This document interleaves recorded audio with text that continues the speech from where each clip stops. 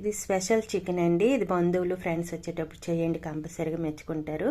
ఈ చికెన్లో కొంచెం సాల్ట్ వేసి శుభ్రంగా కడుక్కోండి, వాటర్ ఏం లేకుండా ఉంచాలి. దీంట్లో 2 స్పూన్ల కారం, 1/2 స్పూన్ పసుపు వేసుకునేక పచ్చిమిర్చి ఒక 3 చిన్న చిన్న ముక్కలు కట్ చేసి ఈ విధంగా వేసుకోండి. కొత్తిమీరని శుభ్రం చేసుకొని కొంచెం వేసుకోవాలి. పుదీనా కూడా కొంచెం వేసుకోవాలి. కొత్తిమీర వేసుకునేక 1 స్పూన్ సాల్ట్ వేసుకోవాలి. ఇది 1/2 కేజీ చికెన్ కాబట్టి 1 స్పూన్ సరిపోతుంది. ఒకవేళ టేస్ట్ సరిపోకపోతే మళ్ళీ మధ్యలో కుక్ చేసుకునేటప్పుడు వేసుకోవచ్చు. ఆనియన్స్ 3 తీసుకొని చిన్న ముక్కలు కట్ చేసుకొని వేసుకున్నాను.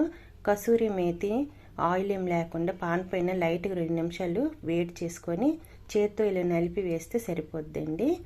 ఇప్పుడు దీంట్లో 1 స్పూన్ ఫుల్గా అల్లం వెల్లుల్లి పేస్ట్ వేసుకోవాలి.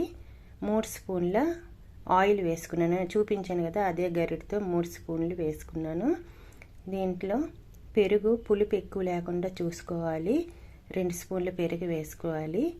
ఒక నిమ్మ చెక్క అంటే హాఫ్ వేసుకున్నాను. పిక్కలేం లేకుండా చూసి వేసి మొత్తం చేత్తో ఈ విధంగా కలుపుకోవాలి. ఇప్పుడు ధనియాల పౌడర్ 1 స్పూన్ ఫుల్గా వేసుకోండి. గరం మసాలా పౌడర్ నేను చూపించే విధంగా కొంచెం మాత్రమే వేయండి. ఇది మిరియాల పౌడర్ కూడా కొంచెమే వేసుకోవాలి. ఇవి వేసుకున్న తర్వాత మొత్తం చేత్తో మాత్రమే బాగా ఒక 5 నిమిషాల వరకు కలుపుకోవాలి. ఇలా కలుపుకోవడం వల్ల టేస్ట్ బాగుంటుంది. మీకు టైం ఉంటే ఒక అరగంట వరకు నానబెట్టుకోవాలి, లేదా పావు గంట అయినా సరే కంపల్సరీగా నానబెట్టుకోవాలి మూత పెట్టుకొని. ఇప్పుడు స్టవ్ మీద పెట్టి స్టవ్ని మీడియం ఫ్లేమ్లో పెట్టుకోవాలి. పెట్టి మూత పెట్టి ఒక 10 మినిట్స్ వరకు కుక్ చేసుకోండి. వాటర్ ఏమి వేయకూడదు. ఇది బ్రౌన్ ఆనియన్స్ కోసం ఆయిల్ వేసుకొని 1 ఆనియన్ వేసి ఈ విధంగా ఫ్రై చేసి వాటర్ ఏం లేకుండా పేస్ట్ చేసి పక్కన పెట్టుకోండి. ఇప్పుడు చికెన్ని ఒక 2 నిమిషాల వరకు ఇదే విధంగా కలపండి మూత తీసి. దీంట్లో వాటర్ వేయలేదు, వాటర్ చూసారు కదా వచ్చింది. అసలు వాటర్ వేయకూడదు ఈ కర్రీకి.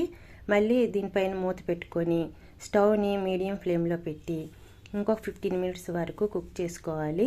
ఇదే విధంగా మధ్య మధ్యలో కలుపుతూ మూత పెట్టి ఇంకొక 15 మినిట్స్ వరకు కుక్ చేసుకోవాలి. ఇప్పుడు కరివేపాకులు కొంచెం వేసుకోవాలి పైన, కొత్తిమీర ఏమీ వేసుకోకూడదు. కరివేపాకులు వేసాక బ్రౌన్ ఆనియన్స్ వాటర్ ఏం లేకుండా పేస్ట్ చేసుకున్నాం కదా, ఇది కంపల్సరీగా వేయాలండి. ఇందులో వేసిన ఏ ఐటమ్స్ కూడా మిస్ అవ్వకుండా అన్నీ వేస్తే టేస్ట్ చాలా బాగుంటుంది. ఈ విధంగా వేసాక ఒక 2 నిమిషాలు హై ఫ్లేమ్లో కుక్ చేసుకొని స్టవ్ ఆఫ్ చేసుకోండి. చాలా అంటే చాలా టేస్ట్గా ఉంటుంది ఈ కర్రీ.